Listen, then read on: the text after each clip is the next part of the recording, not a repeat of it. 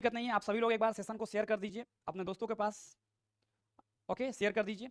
और पहला क्वेश्चन आपके सामने है कि स्थित विज्ञान निम्नलिखित में से किससे संबंधित रखता है।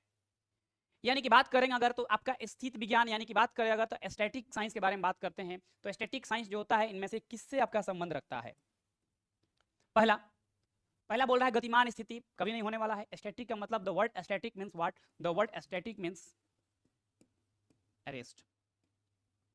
ओके, यानी कि आपका स्टैटिक का मतलब क्या होता है भाई आपका, तो स्टैटिक का मतलब होता है, याद रखिएगा, स्थित विज्ञान, स्टैटिक साइंस बोले अगर, और स्थित का मतलब होता है रेस्ट, यानी कि बात करेंगे तो विराम या विश्राम। यानी कि इसका आंसर आपके सामने है ऑप्शन नंबर बी, यानी कि विश्राम अवस्था में। ओके, मानसिक तो होगा नहीं और आंकड़ों का अध्ययन तो होगा नहीं। यानी कि स्टैटिक में क्या होता है आपका, तो विराम की अवस्था यानी कि आपका विश्राम की अवस्था यानी कि रेस्ट में होता है। याद रखिएगा ऑप्शन नंबर क्या हो जाएगा, वन का, तो वन का ऑप्शन नंबर बी आपका हो जाएगा राइट आंसर। आगे बात करते हैं क्वेश्चन नंबर 2। यदि धरती की घूमने की गति घूर्णन बढ़ा दी जाए तो भूमध्य रेखा पर पिंड का वजन क्या होगा। अगर धरती की घूमने की गति जो है उसको बढ़ा दिया जाए तो भूमध्य रेखा पर पिंड का वजन क्या होगा, तो पिंड का वजन जो होता है घट जाता है। याद रखिएगा इन्वर्सली नहीं आपका, हाँ सॉरी डायरेक्टली नहीं आपका, इन्वर्सली होता है, मतलब कि व्युत्क्रमानुपाती होता है। अगर गति बढ़ेगा, घूर्णन गति बढ़ेगा, तो याद रखिएगा भूमध्य रेखा पर पिंड का क्या होगा, आपका वजन घट जाएगा। यानी वजन के क्या होता है आपका, इन्वर्सली होता है। यानी कि ऑप्शन नंबर बी जिनका जिनका भी है उनका सही है। यानी कि कहना ये चाह रहे हैं अगर, यानी कि कहना ये चाह रहे हैं भाई कि अगर अगर घूर्णन जो होता है, अगर घूर्णन बढ़ा दिया जाए तो वजन क्या होगा, घट जाएगा। इसीलिए आप लोग कुछ प्रैक्टिकली हम बात करते हैं कुछ चीजों के बारे में, ठीक है। आपको कोई गोलाई में घुमा रहा है और पूरा तेजी में घुमाएगा जब, तो आपके हाथों में जो वजन होगा वो हल्का फील होगा। प्रैक्टिकली बात करें तो चेक कर लीजिएगा, एक भारी कुर्सी लेकर इसे हाथ में घुमाइएगा तेजी में एकदम, चाहे भारी हाथ में कुछ रस्सी में बांध दीजिए वजन कुछ, और उसको घुमाइए आप पूरा तेजी में घुमाइए, तो आपको वजन कम कम फील होगा, ठीक है। ये होता है रीजन। और आशा करते हैं 2 का आंसर बी आप सभी लोग सेटिस्फाइड होंगे, कोई दिक्कत नहीं होगा। ऑप्टिकल फाइबर जिस सिद्धांत पर काम करता है वह क्या है। ऑप्टिकल फाइबर जिस प्रिंसिपल पर काम करता है उस प्रिंसिपल को बोलते हैं टोटल इंटरनल रिफ्लेक्शन, यानी कि पूर्ण अभ्यंतर यानी पूर्ण आंतरिक परावर्तन। यानी कि option number A is the right answer. यानी 3 का जो विद्यार्थी ऑप्शन नंबर ए बोल रहा है उनका सही बाबू। अगला प्रश्न, निम्नलिखित में से कौन सा फ़ारेनहाइट और सेल्सियस डिग्री के बीच में एक सही संबंध को दिखाता है। सही संबंध को कौन दिखाता है। यानी कि हमको ये पता है एक बात कि F बराबर होता है 9/5 C + 32, ठीक है। यानी आपका C बराबर क्या हो सकता है, यानी F बराबर 9C/5 + 32 होता है। तो यहां से आपका बनेगा 5F, तो यहां से आपका बनेगा F - 9C/5 प्लस बराबर 32। अब यहाँ से C बराबर निकालना है, तो ये आपका 9C/5 बराबर 32, इसको उधर भेज दीजिए और उसको इधर ला दीजिए। यानी कि F - 32 बराबर 9C/5, और ये इधर क्या होगा, मल्टीप्लाई में चल जाएगा।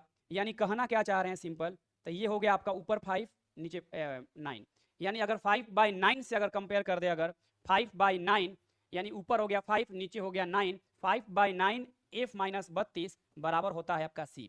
ये होता है एक रिलेशन, ठीक है। ओके, यानी option number C is the right answer. जो लोग यूट्यूब चैनल को सब्सक्राइब नहीं किए हैं सब्सक्राइब कर ले, शेयर कर दे अपने दोस्तों को, सेशन को शेयर कर दे। ओके, पांचवा क्वेश्चन ये बोल रहा है आपका, नीचे 2 कथन दिए गए हैं जिनमें से एक को अभिकथन यानी ए बोलेंगे और दूसरे को कारण बोलेंगे। अभिकथन में बोले तो मानव त्वचा से पसीने का वाष्पीकरण शरीर को गर्मी को नष्ट कर देता है। यानी कि मानव त्वचा से जो पसीने का वाष्पीकरण होता है वो शरीर के गर्मी को क्या करता है आपका, वो नष्ट करता है। ठीक बोल रहा है, नो डाउट सही है आपका ये चीजें। अगला इसका रीजन दिया है कि गर्म दिन में उच्च आर्द्रता से परेशानी बढ़ जाती है, सही है बोल रहा है। यानी कि आपका एसर्शन और रीजन आपका दोनों सही है, एसर्शन और रीजन दोनों सही है। यानी 5 का आंसर हो जाएगा आपका ऑप्शन नंबर ए। 6 नंबर क्या बोल रहा है आपका, एक जैव पत्ती जिसमें पराश्रव ध्वनि का उपयोग करते हैं उसको क्या बोलते हैं, तो सोनोग्राफी बोलते हैं। यानी पराश्रव ध्वनि का यूज करते हैं तो सोनोग्राफी के अंदर। यानी 6 का आंसर क्या हो जाएगा आपका, 6 का आंसर क्या हो जाएगा आपका, ऑप्शन नंबर ए हो जाएगा। अगला प्रश्न आपके सामने है क्वेश्चन नंबर 7। क्या बोल रहा है कि दूरदर्शन के संकेत एक निश्चित दूरी के बाद नहीं मिल सकते हैं। यानी कि दूरदर्शन का जो आपका संकेत होता है, आपका इंडिकेशन होता है, एक निश्चित दूरी के बाद नहीं मिलता है। ओके, क्योंकि इसका मेन रीजन क्या होता है आपका, इसका मेन रीजन होता है कि पृथ्वी की सतह आपका कर्व्ड होता है। कैसा होता है जी? कर्व्ड होता है। और यही रीजन होता है कि आपको दूर जाने के बाद आपका उसका जो है रेंज नहीं मिल पाता है। आशा करते हैं कि यहाँ तक में किसी को भी दिक्कत नहीं है। 7 नंबर खत्म। अगला आते हैं 8 नंबर प्रश्न पर। ठीक है, 8 नंबर आते हैं। एक 100 वाट के बिजली का बल्ब 10 घंटे जलता है तो 5 रुपए प्रति यूनिट की दर से विद्युत खर्च होगा। बताना है क्या होगा।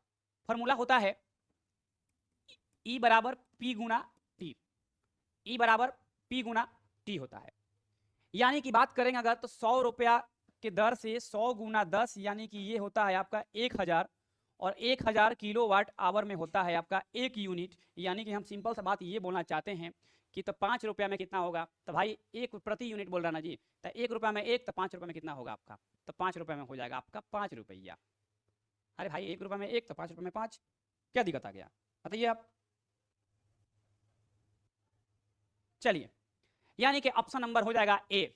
ऑप्शन नंबर हो जाएगा ए, यानी A number is the right answer. Okay, बढ़िया बढ़िया क्वेश्चन का आज पैटर्न आपके सामने मिलेगा। निम्नलिखित में से कौन सा दिए गए तार का प्रतिरोध होता है। पहला बात, तार का प्रतिरोध के बारे में बात कर रहा है, तो तार का प्रतिरोध कहां से निकलता है भाई आपका, तो ओम्स लॉ के माध्यम से निकलता है। ओम्स लॉ ये बोलता है, पहले अंग्रेजी में बताते हैं आपको। ओम्स लॉ ये बोलता है at constant temperature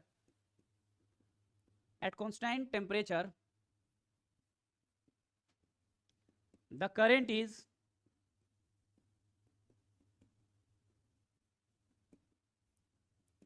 directly proportional to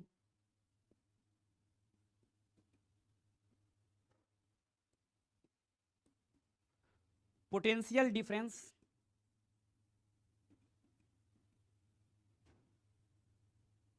across their ends।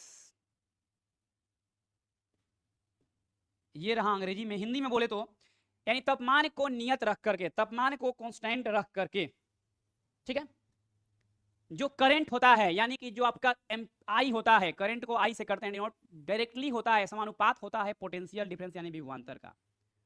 यानी कि कहने का तात्पर्य मेरा ये है कि आई को बढ़ाया जाएगा तो भी बढ़ेगा।